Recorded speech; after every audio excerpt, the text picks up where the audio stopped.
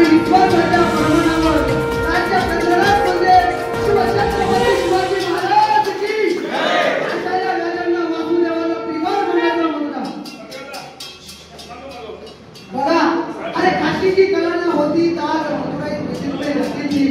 काशीची कला ना होती तर आज मथुराई मस्जिद में जाती थी. आज एक शिवाजी ना होता तर आज सबकी सुंदर होती थी. राजा भक्त म्हणायचं बघा, एक राजा होता. अरे बहुत उसे धरती के लिए खुद मौत का धावा था. धरती को नाश था उस पर एक छत्रपति शिव का संभा था. वो छत्रपति संभाजी महाराज की तो समाजासाठी कर्मासाठी कटला पण कटला नाही. म्हणून माझं एकच म्हणायचं आहे आमच्या समाजाला की एक रहेंगे तो सेफ रहेंगे, कटेंगे तो बटेंगे आणि बटेंगे तो कटेंगे. एक रहेंगे तो महाराष्ट्र राज्य सरकारने भटके विमुक्त सन्मान दिवस म्हणून आज 31 ऑगस्ट हा दिवस साजरा करण्याचे आदेश दिले असून त्या अनुषंगाने मेहकर येथील तहसील कार्यालयात आज नायब तहसीलदार विवेक नलाट यांच्या अध्यक्षतेखाली कार्यक्रम संपन्न झाला.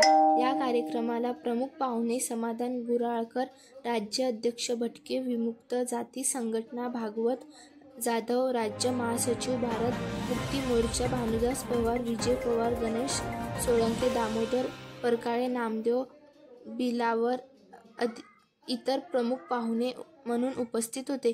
यावेळी मान्यवरांचे सुरुवातीला स्वागत करण्यात आले. तसेच भोसा येथील आदिवासी समाजातील अशोक बेले यांच्या दोन्ही मुली यांचा MBBS करिता निवड झाल्याबद्दल त्यांचा कौटुंबिक सत्कार जीवन वानखेडे यांच्या मार्फत करण्यात आला. नंतर मेहकर तालुक्यातील विविध गावांतील भटके विमुक्त जातीमधील नागरिकांना विविध दाखले वाटप करण्यात आले. कार्यक्रमाचे सूत्रसंचालन सदाशिव पिसे यांनी तर आभार विनोद भुसारे यांनी मानले.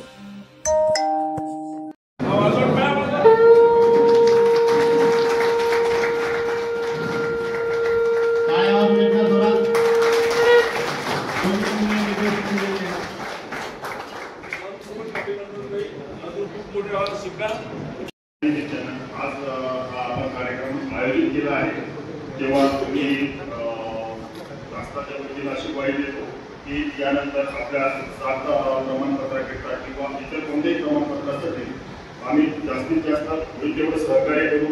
कुठल्याही अटी शर्ती संदर्भात म्हणजे जास्तीत जास्त असेल तर अटी शर्ती शिथिल करण्याचा प्रयत्न करू.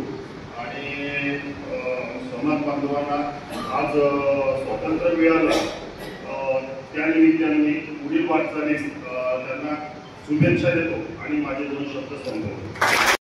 व्हिक्टोरिया राणीला हे माहिती होतं की जेपर्यंत 18 पगड जाती या देशात आहेत तोपर्यंत आपण या देशावर राज करू शकत नाही.